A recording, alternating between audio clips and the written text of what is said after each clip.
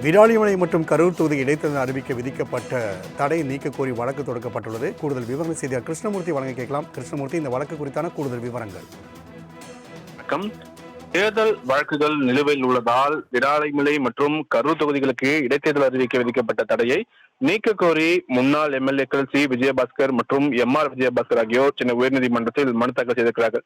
சட்டமன்ற தேர்தலுக்கு பிறகு தேர்ந்தெடுக்கப்பட்ட எம்எல்ஏக்கள் தங்களது பதவியை ராஜினாமா செய்தால் காலியானதாக அறிவிக்கப்பட்ட திருச்சி கிழக்கு, கரூர், விராலிமலை, பெருந்துறை, அம்பாசமுத்திரம் ஆகிய தொகுதிகளுக்கு இடைத்தேர்தல் அறிவிக்க தடை விதிக்க கோரி திருநெல்வேலி மாவட்டம் பாளையங்கோட்டைச் சேர்ந்த வெங்கடாஜலபதி என்பவர் சென்னை உயர்நீதிமன்றத்தில் பொதுநல வழக்கு ஒன்றை தாக்கல் செய்திருந்தார்.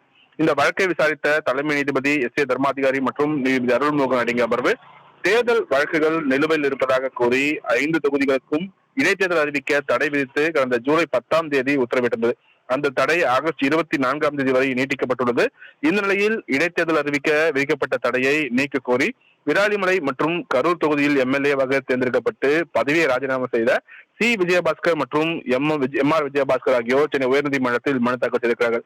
விராலிமலை தொகுதி முன்னாள் எம்எல்ஏ சி விஜயபாஸ்கர் தாக்கல் செய்துள்ள இந்த மனுவில் தொகுதியில் 2வது இடத்தை பிடிக்கிற தாவக வேட்பாளர் முருகேசன் தேர்தல் வழக்கு தாக்கல் செய்யவில்லை. அதற்கு மாறாக திமுக வேட்பாளர் செல்லப்பாண்டியன் தான் இந்த தேர்தல் வழக்கை தாக்கல் செய்திருக்கிறார் என்றும், அதனால் நீதிமன்றம் அவரை வெற்றி பெற்றவராக அறிவிக்க வாய்ப்பில்லை என்றும், தேர்தல் வழக்கு தாக்கல் செய்வதற்கு முந்தைய நாளே தனது பதவியை ராஜினாமா செய்துவிட்டதால் இடைத்தேர்தல் நடத்த அனுமதித்தால் எந்த ஒரு சிக்கலான சூழலும் வாய்ப்பில்லை என்றும் தெரிவித்திருக்கிறார்.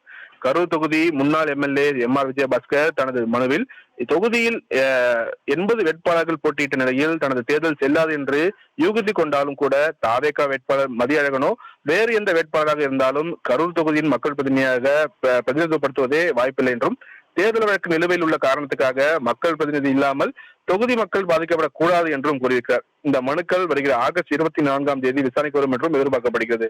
ராம்குமார். கூடுதல் விவரங்களுக்கு நன்றி கிருஷ்ணமூர்த்தி.